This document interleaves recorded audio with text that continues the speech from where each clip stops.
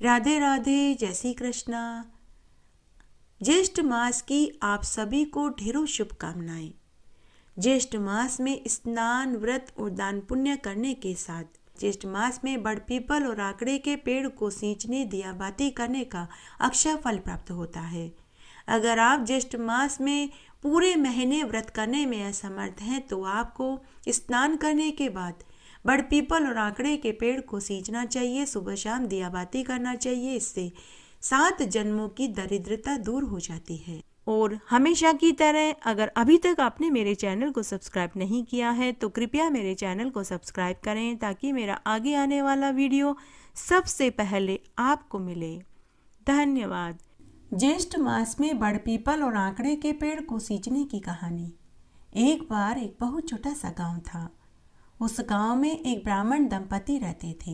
दोनों पति पत्नी बड़े ही नेक दिल के थे और सबकी मदद किया करते थे। पहले के जमाने में लोग ब्राह्मणों को सीधा दिया करते थे। सीधे में आटा, हरी सब्जी, नमक, मिर्च, हल्दी, तेल, घी, चीनी, गुड़ इत्यादि हुआ करता था। उस ब्राह्मण दंपति का इसी से गुजारा चलता था। वह ब्राह्मण वेद शास्त्र से अनभिज्ञ था। उसे वेद शास्त्र की ज्यादा जानकारी नहीं थी, मात्र पंचांग आदि देख लिया करता था और पंचांग देख कर ही गांव वालों को एकादशी, प्रदोष, पूनम, अमावस्या आदि की तिथि बता दिया करता था। इससे ज्यादा उसे कुछ ज्ञान नहीं था। उस ब्राह्मण की शादी को 10 बरस बीत चुके थे, लेकिन उन्हें औलाद सुख की प्राप्ति नहीं हुई। दोनों ब्राह्मण दंपति सभी तरह के व्रत उपवास भी करते थे। वे विष्णु भगवान के परम भक्त थे। हमेशा ओम नमो भगवते वासुदेवाय मंत्र का जाप करते रहते थे। एक दिन दोनों पति पत्नी औलाद न होने से दुखी हो गए। तब वह ब्राह्मण दुखी मन से घर से निकल पड़ा। गांव से बाहर एक वन में पहुंच गया तो उसने देखा कि कुछ औरतें बड़ पीपल के पेड़ के पास बैठकर पूजा कर रही थी। उस ब्राह्मण ने उन औरतों से पूछा कि तुम सब किसकी पूजा कर रहे हो और किसकी कथा कहानियां सुन रहे हो। तो वे औरतें बोली कि पंडित जी, ज्येष्ठ मास का महीना चल रहा है। हम सब ने ज्येष्ठ मास का स्नान किया है और हम ज्येष्ठ मास में बड़ पीपल व आकड़े के पेड़ को सींच रहे हैं और कथा कहानियां सुन रहे हैं। ब्राह्मण बोला कि ऐसा करने से क्या फल मिलता है। तो वे औरतें बोली कि पंडित जी, जिस इच्छा से यह व्रत और पूजा की जाती है, भगवान उसकी वही इच्छा पूरी कर देते हैं। तब उन औरतों में से एक औरत ने कहा कि पंडित जी, आप भी हमारे साथ बैठकर बड़ पीपल और आकड़े की पेड़ की पूजा करिए, कथा कहानियां सुनिए, आपकी भी सभी इच्छाएं पूरी हो जाएगी। तब ब्राह्मण ने भी उन औरतों के साथ बैठकर बड़ पीपल और आकड़े के पेड़ की पूजा करी, कथा कहानियां सुनी। जब ब्राह्मण उठकर घर आने लगा तो पीछे से उन औरतों में से एक औरत बोली कि ये कैसे पंडित जी हैं, इन्हें कोई धर्म कर्म की जानकारी ही नहीं, बल्कि इस ब्राह्मण को हमें ज्येष्ठ मास के महात्म्य को बताना चाहिए था, बल्कि यह हमसे पूछ रहा है। तब एक औरत बोली कि अरे, ये पंडित जी थोड़े ही वेद शास्त्र के ज्ञाता हैं, इन्हें कोई जानकारी नहीं। ऐसा कहकर वे औरतें पंडित जी के ऊपर जोर जोर से हंसने लगी। जब ब्राह्मण के कान में यह बातें पड़ी तो वह दुखी हो गया। घर आकर उसने सारी बातें अपनी पत्नी को बताई और अपनी पत्नी से कहा कि भगवान, हमारे भाग्य में औलाद सुख है या नहीं यह तो मैं नहीं जानता, परंतु अरे भगवान, मैंने पूर्ण निश्चय कर लिया है कि मैं वेद शास्त्र का अध्ययन करने काशी जाऊंगा। तुम घर पर रहकर अपना ध्यान रखना। दूसरे दिन ब्राह्मण वेद शास्त्र का अध्ययन करने के लिए काशी चला गया और एक आश्रम में जाकर विद्या अध्ययन करने लगा। उधर घर पर ब्राह्मणी भी ज्येष्ठ मास में पति के कथना अनुसार स्नान करने लगी, बड़ पीपल और आकड़े के पेड़ को सींचने लगी और गांव वाले उसे जो सीधा देते उसी से वह सुबह शाम की रोटी बनाकर अपना गुजर बसर करने लगी और हरि कीर्तन में समय बिताने लगी। इस तरह 1 साल बीत गया। उधर 1 साल में ही ब्राह्मण ने पूरी शिक्षा दीक्षा ग्रहण कर ली। अब उसे भी वेद शास्त्र का संपूर्ण ज्ञान प्राप्त हो चुका था। तब वह भी अपने गुरु से आज्ञा लेकर वापस अपने घर की ओर चल दिया। तब भगवान विष्णु ने ब्राह्मण की परीक्षा लेनी चाहिए। ज्येष्ठ का महीना चल रहा था। ब्राह्मण ने भी ज्येष्ठ मास का स्नान किया था और व्रत कर रहा था। तब भगवान विष्णु ने एक ग्वाले का वेश बनाया और कामधेनु गाय को वहां प्रकट कर दिया। भगवान ने कामधेनु गाय से कहा कि हे देवी, आप बीमार और लहूलुहान होकर दर्द से कराने का नाटक करिए। तब उसी समय कामधेनु गाय ने एक साधारण गाय का रूप धरा और बीमार और पैरों से लाचार हो गई और उसके पैरों और मुंह से खून बह रहा था। जगह जगह गाय की खाल उगड़ी हुई थी जिसमें कीड़े पड़े हुए थे और ग्वाले रूप में भगवान विष्णु गाय के पास बैठकर करुण रुदन कर रहे थे कि तभी वह ब्राह्मण उस स्थान पर पहुंच गया। ब्राह्मण ने जब गाय की ऐसी दशा देखी तो उसे बहुत दया आई। उस ब्राह्मण ने ग्वाले से पूछा कि अरे भाई, क्या यह गाय तुम्हारी है? इसकी यह हालत कैसे हुई? तो ग्वाला बोला कि हे ब्राह्मण देव, यह गाय मेरी है, कई दिनों से बीमार थी। मैं इसे रोज इसी जंगल में चराने लाता हूँ। एक भेड़िए ने मेरी गाय पर हमला कर दिया। मैं भेड़िए से अपनी और अपनी गाय की जान बचा कर के भाग रहा था तो मेरी गाय कंटीली झाड़ियों में फंस गई। उसी से इसकी जगह जगह से खाल उधड़ गई है और उनमें कीड़े पड़ गए हैं। ब्राह्मण देव, कृपया करके आप मेरी गाय को बचा लीजिए। तब वह ब्राह्मण बोला कि हे भाई, मेरा घर यहीं पास में है, चलो तुम अपनी गाय को लेकर मेरे घर चलो। मैं तुम्हारी गाय की खूब सेवा टहल करूँगा, घरेलू औषधि लगा कर के उपचार करूँगा। तब वह ब्राह्मण उस ग्वाले और गाय को लेकर घर आए। घर पर ब्राह्मण दंपति ने गाय की खूब सेवा टहल करी। गर्म पानी से गाय के घावों को धोए और अपने हाथों से गाय के घावों में पड़े हुए कीड़े निकाले और औषधि घिस घिस कर गाय के घावों पर अपने हाथों से लगाया। कपड़े की पट्टी बांधी।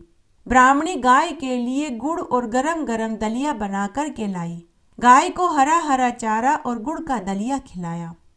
इस तरह कई दिनों तक दोनों ब्राह्मण दंपति गाय की सेवा टहल करते रहे। इस तरह पूरा ज्येष्ठ मास का महीना बीत गया। तब ज्येष्ठ मास की पूर्णिमा तिथि को ग्वाले वेश में भगवान और कामधेनु गाय ने ब्राह्मण को वरदान दिया और अंतर्ध्यान हो गए।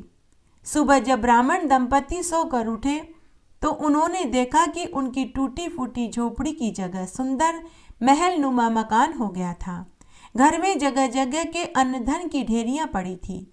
जिस स्थान पर कामधेनु गाय थी उस स्थान पर चांदी की एक विशाल गाय खड़ी थी और जिस स्थान पर ग्वाले रूप में विष्णु भगवान सोते थे वहां भगवान विष्णु और माता लक्ष्मी की सोने की मूर्ति रखी थी कि तभी वहां आकाशवाणी हुई।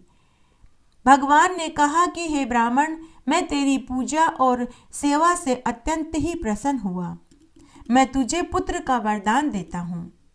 जब पूरे गांव वालों को इस बात का पता चला तो पूरा गांव भगवान की मूर्ति और कामधेनु गाय का दर्शन करने के लिए आने लगे।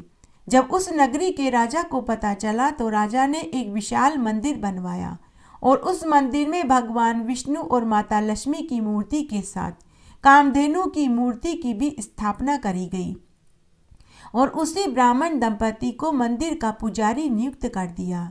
साल भर बाद ही ब्राह्मणी को गर्भ ठहर गया और एक सुंदर पुत्र पैदा हुआ।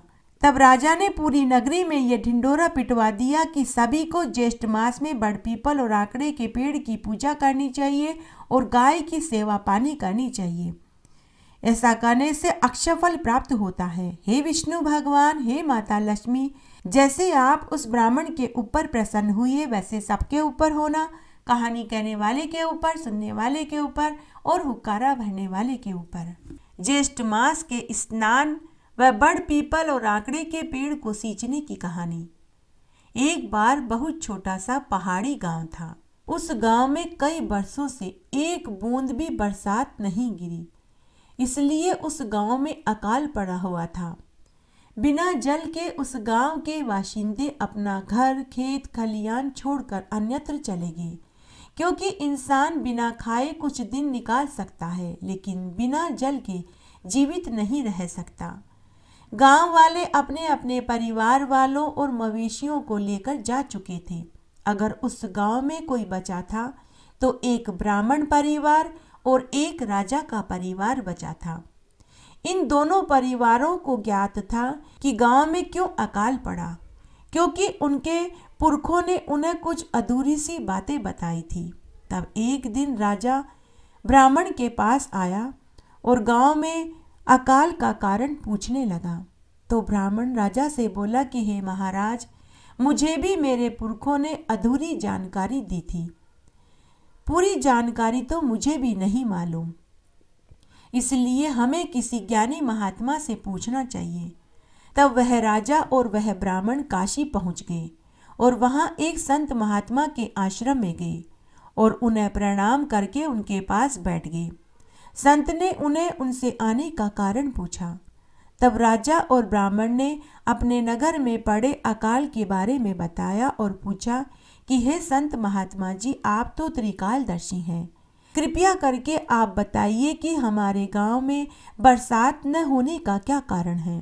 तब संत महात्मा जी, जो कि त्रिकालदर्शी थे, वर्तमान, भूतकाल और भविष्यत्काल की सभी बातों को वे जान लेते थे। तब उन्होंने थोड़ी देर के लिए आंखें मूंद कर पूर्व समय में घटी घटना का पता लगा लिया। फिर संत महात्मा जी बोले कि यह बात 1 सहस्त्र बरस पहले की है। हे ब्राह्मण देव, तब आपके पुरखे इन राजा के पुरखों के राज्य ज्योतिषी हुआ करते थे। तब हे ब्राह्मण, आपके पुरखों ने राजा के पुरखों को ज्येष्ठ मास का महात्म्य बता रहे थे कि ज्येष्ठ मास भगवान विष्णु को सबसे अधिक प्रिय है। इस मास में कुएं, तालाब, बावड़ियां खुदवानी चाहिए, जगह जगह प्याऊ लगवानी चाहिए। इस मास में जलदान का विशेष महत्व है। जलदान करने का अक्षय फल मिलता है। जब राजा के पुरखों ने सुना तो उन्होंने हे ब्राह्मण देव, आपके पुरखों की हंसी उड़ाई और बोले कि अरे ब्राह्मण, तेरा तो ज्ञान ही क्षीण हो गया है, जो तू ऐसी ऊल जूल बातें कर रहा है। जल तो सुलभ वस्तु है, इसके दान का तो कोई मतलब ही नहीं बनता। लगता है हे ब्राह्मण, तू तन से ही नहीं दिमाग से भी बूढ़ा हो गया है। तब उस राजा ने ब्राह्मण का भरी सभा में अपमान किया। उस ब्राह्मण के ऊपर राजा के साथ सभी मंत्री और प्रजा के गणमान्य लोग भी हंसने लगे। तब ज्येष्ठ का महीना चल रहा था। उस समय उस दिन ज्येष्ठ मास का और ब्राह्मण का दोनों का अपमान हुआ था। तब भगवान विष्णु ने इंद्रदेव से कहा कि हे इंद्र, मैं अपना अपमान तो सहन कर सकता हूँ, लेकिन अगर कोई मेरे भक्त का अपमान करे तो मैं उसे सहन नहीं कर सकता। इसलिए हे इंद्रदेव, मैं तुम्हें आज्ञा देता हूँ कि तुम इस नगर में मेरी आज्ञा के बिना कभी भी मेघ मत बरसाना। तब संत महात्मा जी राजा और ब्राह्मण से आगे बोले कि हे राजन, हे ब्राह्मण देव, यह बात 1 सहस्त्र बरस पुरानी है। आप दोनों के पुरखों के जमाने की यह बात है। तब राजा ने संत महात्मा से कहा कि हे संत महात्मा जी, हमें इस बात की जानकारी थी, लेकिन हमें अधूरी जानकारी थी। अब हम भगवान विष्णु को प्रसन्न करने के लिए ऐसा क्या करें कि भगवान हमारे पुरखों की गलती को माफ कर दें। तब संत ने कहा कि हे राजा, गलती तुम्हारे पुरखों ने करी, जिसकी सजा तुम्हारी पूरी प्रजा भुगत रही है। इसलिए हे राजन, तुम्हारे भाग्य से ज्येष्ठ मास का महीना लगने वाला है। तुम ज्येष्ठ मास में सुबह जल्दी उठकर स्नान करके भगवान विष्णु के नाम की स्तुति करो, बड़ पीपल और आंकड़े के पेड़ को सींचो, जगह जगह प्याऊ खुदवाओ, चिड़ी कबूतरों के लिए पेड़ों पर परिंदे बांधो, जानवरों के लिए होद बनवाओ। ज्येष्ठ मास में ब्राह्मणों को दही चावल का नित्य प्रति दान करो।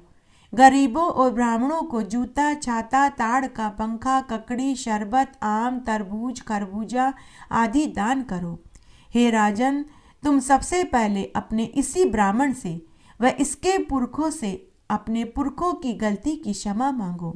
तब राजा ने उसी समय ब्राह्मण के पैर पकड़कर अपने पुरखों की तरफ से हुई गलती की क्षमा मांगी।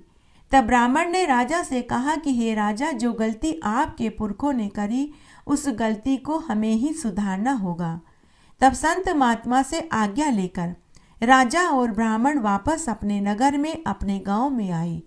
तब राजा ने पूरे ज्येष्ठ मास में स्नान किया, व्रत किया। जैसा संत महात्मा ने कहा, कथना अनुसार वैसा ही किया। जगह जगह प्याऊ खुदवाई, पेड़ों पर परिंदे बांधे, जानवरों के लिए होद भरवाए और जगह जगह छायादार वृक्ष लगवाए। साथ ही राजा ने पूरे गांव में मुनादी करवा दी कि सभी लोग अपने अपने गांव, अपने अपने घरों में अपने मवेशियों के साथ वापस लौट आवें। मुनादी सुनने के बाद सभी गांव वाले अपने अपने परिवार और मवेशियों को लेकर वापस अपने अपने घरों में आ गए। राजा ने अपना सारा खजाना खोल दिया। गांव वालों और मवेशियों को जल की कमी नहीं आने दी। पड़ोसी गांव से जल के टैंकर मंगवाए गए। राजा ने पूरी प्रजा से कहा कि सभी ज्येष्ठ मास में स्नान करें, बड़ पीपल और आंकड़े के पेड़ की पूजा करें, भगवान विष्णु और माता लक्ष्मी का पूजन करें। साथ ही राजा ने पूरे ज्येष्ठ मास में ब्राह्मणों को दही चावल का दान किया। जूता, छाता, ताड़ का पंखा, ककड़ी, तरककड़ी, अन्न, वस्त्र का दान किया। साथ ही राजा ने पूरे ज्येष्ठ मास में ब्राह्मण के चरणों उद्दक को धोकर सिर पर छिड़का। इस तरह राजा और ब्राह्मणों के साथ पूरी प्रजा ने भी ज्येष्ठ मास का सेवन किया। तब ज्येष्ठ मास की पूर्णिमा तिथि के दिन पूरे गांव में अचानक से घनघोर काली घटाएं छा गई। यह देखकर सभी इंद्रदेव और भगवान विष्णु की स्तुति करने लगे। तभी जोर जोर से बिजलियां कड़कने लगी और मूसलाधार बारिश होने लगी। सभी के चेहरे खिल उठे। तब उस रात्रि को राजा के स्वप्न में उनके पुरखे आए और राजा से बोले कि हे पुत्र, आज तुम्हारी वजह से हमें भी मुक्ति मिल गई। हे पुत्र, अब तक हम नरक में पड़े थे, लेकिन तुम्हारे इस पुण्य कार्य के कारण आज हम भी नरक को त्याग कर स्वर्ग में तुम्हारी ही वजह से जा रहे हैं। पुत्र, तुम हमेशा ज्येष्ठ मास का सेवन करना, ब्राह्मणों की पूजा करना और पूरी प्रजा से ज्येष्ठ मास का स्नान कराना। पुत्र, तेरा वंश हमेशा फलता फूलता रहेगा।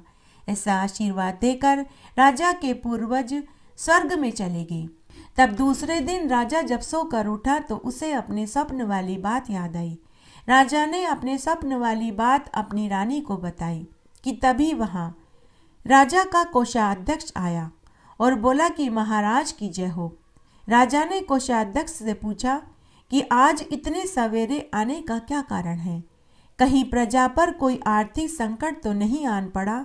तो कोषाध्यक्ष हाथ जोड़ते हुए बोला कि महाराज, हमारा राज्य खजाना ज्येष्ठ मास में जल, अन्न, वस्त्र में दान करने से पूरा खाली हो गया था, लेकिन आज सुबह जब मैंने कोठार खोल कर देखा तो सभी कोठार, चाहे वे अन्न के हों, वस्त्र के हों, धन के हों, स्वर्ण आभूषण के हों, सभी भरे हुए हैं। हे महाराज, मैं यही खुशखबरी आपको देने आया था। तब राजा ने अपने मंत्री से कहा कि जय बोलनी है तो भगवान विष्णु और माता लक्ष्मी की बोलो, यह सब उन्हीं की कृपा का फल है। हे ज्येष्ठ मास के देवता, जैसे राजा और ब्राह्मण को ज्येष्ठ मास के सेवन का फल दिया, वैसा सबको देना, कहानी कहने वाले को, सुनने वाले को और हुक्कारा भरने वाले को। आइए अब हम ज्येष्ठ मास में पीपल सींचने की एक पौराणिक कहानी सुनते हैं। एक बार एक गांव में एक सेठ सेठानी रहते थे। वे हर साल ज्येष्ठ मास में पीपल सींचने जाते थे। सुबह शाम दिया बाती करते थे। वे हर साल ज्येष्ठ मास का स्नान करते थे और ज्येष्ठ मास के शनिवार को पीपल की पूजा करते थे। सुबह शाम दिया बाती करते थे। उनकी शादी को कई बरस हो गए थे, लेकिन उनको औलाद सुख की प्राप्ति नहीं हुई। तब एक दिन सेठानी का जी मचल रहा था, उल्टियाँ हो रही थी। तो ननद ने घर में सभी से कह दिया कि भाभी पेट से है। जब सेठानी को पता चला कि ननद ने झूठी खबर फैला दी, तब सेठानी को भी थोड़ी चालाकी सूझी। जब सेठ जी ने सेठानी से पूछा कि क्या तुम पेट से हो, तो सेठानी ने हामी भर दी। तब सेठानी ने सेठ जी से कहा कि सुनो जी, मेरा भाई मुझे लेने आएगा, क्योंकि मेरी माँ को जब पता चला कि मैं पेट से हूँ तो उसने संदेश भिजवाया है कि पहला बच्चा तो मायके में ही होगा, इसलिए मैं मेरे भाई के साथ मायके जाना चाहती हूँ। तो सेठ जी ने हामी भर दी।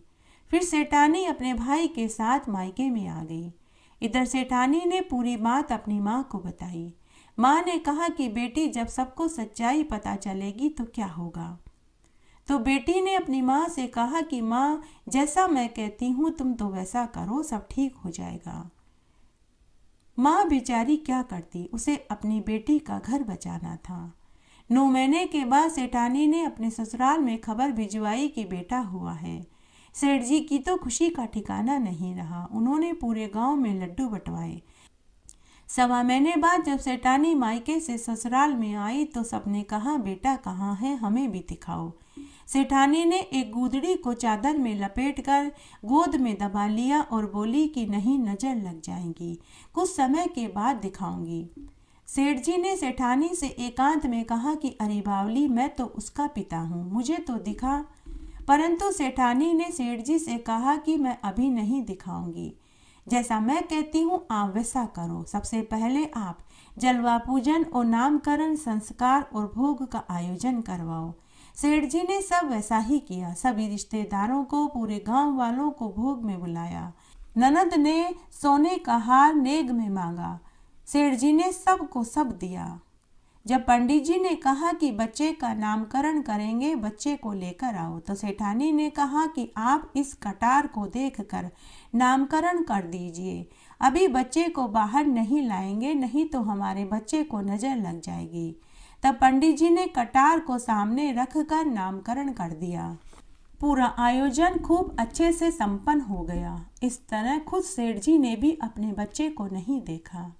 इस तरह 9 साल निकल गए। तब एक दिन सेठानी सेठ जी से बोली कि सुनो जी, हम अपने बच्चे को काशी पढ़ने भेजेंगे। उस दिन सेठ जी को बहुत क्रोध आया। सेठ जी ने सेठानी से कहा कि किसको काशी पढ़ने भेजेंगे, कहाँ है हमारा बेटा, क्यों मेरा बुढ़ापा खराब कर रही हो, क्यों तुम अपने साथ मेरी जगह हसाई करने पर तुली हो। तब सेठानी ने वापस ठंडे छींटे अपने पति के ऊपर डाले और प्यार से पति के सिर पर हाथ सहलाती हुई बोली कि देखो जी, आप तो बिना बात ही गुस्सा हो रहे हैं। मैं क्या आपका बुरा चाहती हूँ? अपने बेटे की भलाई के लिए लोग न जाने क्या क्या करते हैं, आप इतना सा भी नहीं कर सकते। तब सेठ जी का गुस्सा थोड़ा शांत हुआ। उन्होंने कहा कि ठीक है, हम अपने बच्चे को काशी पढ़ने भेजेंगे। पूरे गांव में यह खबर आग की तरह फैल गई कि सेठ जी का बच्चा काशी पढ़ने गया है, 10-12 साल बाद ही लौटेगा। तब एक दिन सेठानी वापस सेठ जी से बोली कि देखो जी, हमारा बेटा काशी पढ़ने गया है, न मालूम कब लौटेगा। तब तक आप उसके लिए कोई अच्छा सा परिवार देखो, कोई सुसंस्कृत लड़की तलाश करो, हम कटार से उसकी सगाई और शादी कर देते हैं। तब सेठ जी बड़े ही अनमने भाव से सेठानी की बात को मान गए। उसके बाद सेठानी ने सेठ जी से कहा कि देखो जी, ऐसी लड़की ढूंढना जो घर को बांधने वाली हो, घर को तोड़ने वाली न हो। सेठानी ने सेठ जी को एक आटे की पोटली दी जिसमें 10-12 सोने की मोहरें छुपा दी। इस बात की जानकारी सेठानी ने सेठ जी को नहीं दी। सेठानी ने सेठ जी से कहा कि देखो जी, ये आटा ले लो, जहाँ भी रात्रि विश्राम करो वहाँ उन्हें यह आटा देकर अपने खाने के लिए रोटियां बनवा लेना। सेठ जी ने आटे की पोटली ली और दूसरे गांव में लड़की देखने के लिए चल पड़ा। जब सेठ जी दूसरे गांव में पहुंचे तो चौपाल के पास एक नीम के पेड़ के पास जाकर के बैठ गए। उन्होंने देखा कि गांव की कुछ लड़कियां घर घर बनाकर खेल रही थी। उनमें से एक लड़की अपने लिए मिट्टी का घर बनाती लेकिन तोड़ती नहीं। जब अन्य लड़कियां उसके मिट्टी के घर को तोड़ने लगती तो वह उन लड़कियों को अपना बनाया हुआ मिट्टी का घर तोड़ने नहीं देती और कहती कि मुझे घर बनाना है, तोड़ना नहीं है। सेठ जी ने उस लड़की के मुख से यह बात सुनी तो वे समझ गए कि यही लड़की मेरे लड़के के लिए ठीक रहेगी। शाम को जब सभी लड़कियां अपने अपने घर जाने लगी तो सेठ जी उसी लड़की के पीछे पीछे चलने लगे। सेठ जी ने उस लड़की से कहा कि बेटी, तुम्हारा क्या नाम है? और तुम कहाँ रहती हो? मुझे तुम्हारी माँ से मिलना है। तब वह लड़की सेठ जी को लेकर घर आई। घर आकर उसने अपनी माँ से कहा कि माँ, तुमसे मिलने कोई बाहर एक बुजुर्ग आदमी आया है। उस लड़की की माँ घर के बाहर आई और पूछने लगी कि आप कौन हैं और कहाँ से आए हैं। तो सेठ जी ने उस लड़की की माँ से कहा कि मैं पड़ोस गांव से आया हूँ। अपने लड़के के लिए यहाँ लड़की ढूंढने आया था तो शाम हो गई। क्या आप मुझे मेरे आटे से रोटियां बना कर के दे देंगी? तो उस लड़की की माँ ने हामी भर दी और सेठ जी से आटा लेकर भीतर चली गई। आटे की पोटली खोलकर जब आटा निकालने लगी तो उसमें से 10-12 सोने की मोहरें निकली। लड़की के माँ के मन में लालच आ गया। उसने सोचा कि जिस इंसान के आटे में इतनी सोने की मोहरें हैं वो ना जाने कितना अमीर होगा। अगर इसके बेटे से मेरी लड़की का विवाह हो जाए तो मेरी लड़की का भाग्य ही संवर जाएगा। लड़की की माँ ने सेठ जी को खाना परोस दिया और बातों ही बातों में कहा कि मेरे भी एक लड़की है, अगर आप चाहें तो अपने लड़के का विवाह मेरी लड़की से करवा सकते हैं। सेठ जी ने कहा कि मेरा लड़का तो काशी पढ़ने गया है, कुछ साल बाद ही लौटेगा। अगर आप अपनी लड़की का विवाह कटार से करा के मेरे साथ विदा कर दें तो बहुत अच्छा होगा। लड़की की माँ राजी हो गई। सेठ जी ने पहले कटार से लड़की की सगाई करवाई, फिर उसी कटार से ब्याह करवा दिया। लड़की की माँ ने खूब सारा धन दौलत देकर अपनी बेटी को विदा कर दिया। सेठ जी बहू को लेकर घर आए। सेठानी ने पहले से ही पूरी तैयारी कर रखी थी। उसने अपनी बहू का गृह प्रवेश करवाया। गांव की औरतों को बुलाकर मंगल गीत गाए गए। पूरे गांव को लड्डू पूड़ी सब्जी खिलाई गई। इस तरह सेठ सेठानी का समय बहुत अच्छे से गुजरने लगा। सेठ सेठानी रोज की तरह मंदिर जाने लगे।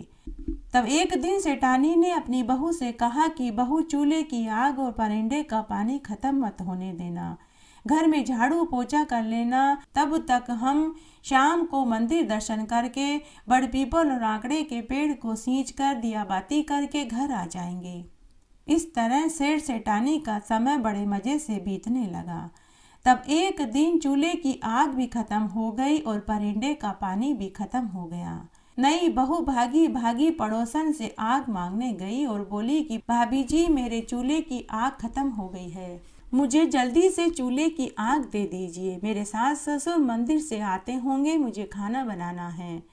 पड़ोसन ने कहा कि अरे खांडिया की बहू, इतनी भी क्या जल्दी है, थोड़ी देर हमारे पास भी बैठ।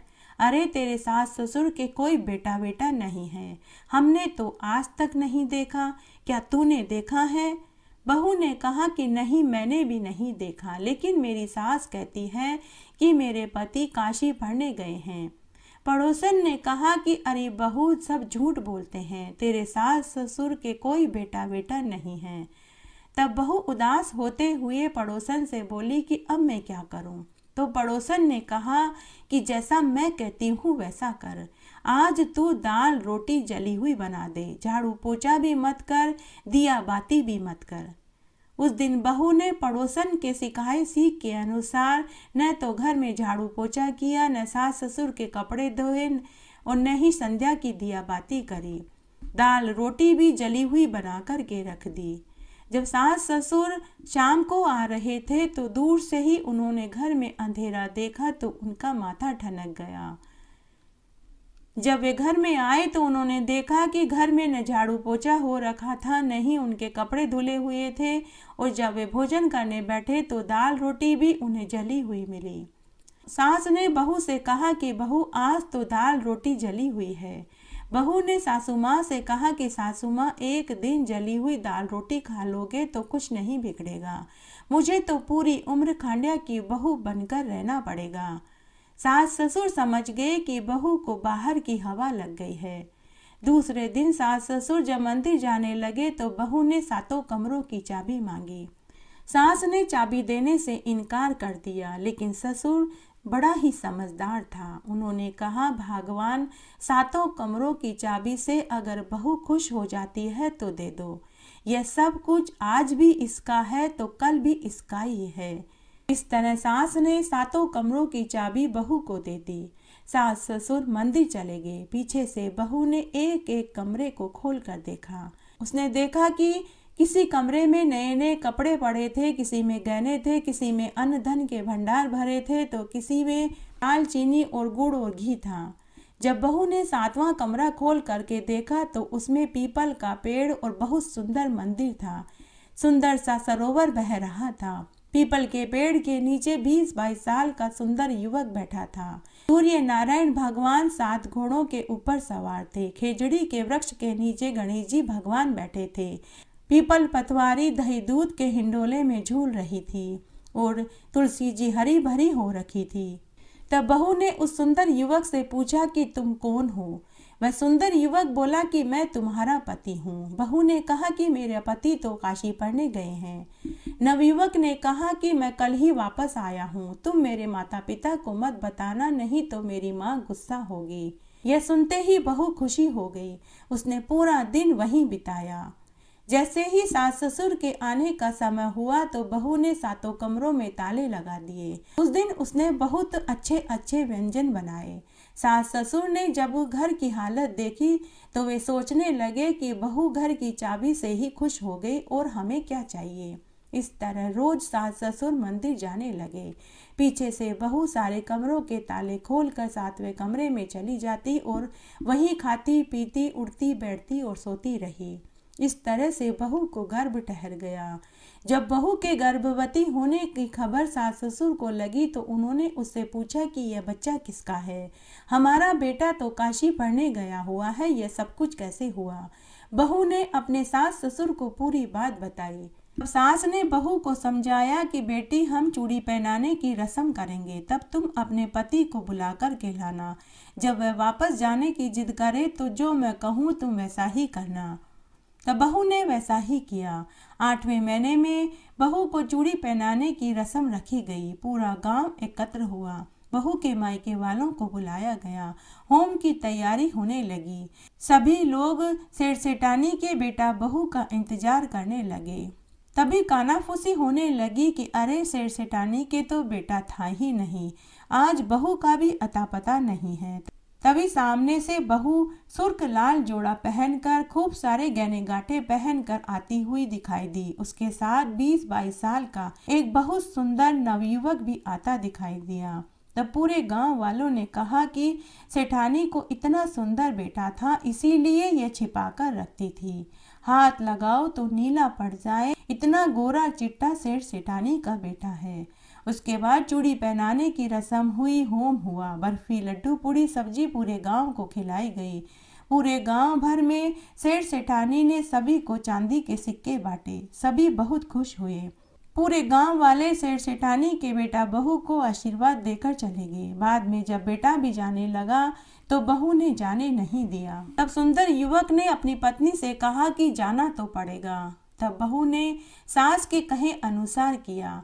वह युवक के पीछे पीछे जाने लगी। जैसे ही युवक पीपल के पेड़ के पास पहुंचा और सांप की कांचली में घुसने लगा तो बहू ने कांचली जला दी।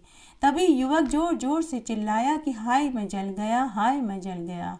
तब सास और बहू ने युवक के ऊपर कच्चा दूध दही डाल दिया, जिससे वह बच गया और हमेशा हमेशा के लिए वहीं अपने माता पिता और पत्नी के साथ रहने लगा। हे पीपल देवता, जैसे आपने सेठानी को पुत्र और बहू को पति सुख दिया, वैसे सभी को देना, कहानी कहने वाले को, सुनने वाले को और हुक्कारा बनने वाले को। इस तरह आज हमने ज्येष्ठ मास में बड़ पीपल और आंकड़े के पेड़ को सींचने की कथा कहानियाँ सुनी। आशा करती हूँ आपको इन कथा कहानियों को सुनने का संपूर्ण फल प्राप्त होगा। मेरे साथ बने रहने के लिए आपका धन्यवाद। आगे आने वाली कथा कहानी के लिए भी आप इसी तरह मेरे साथ बने रहें। धन्यवाद।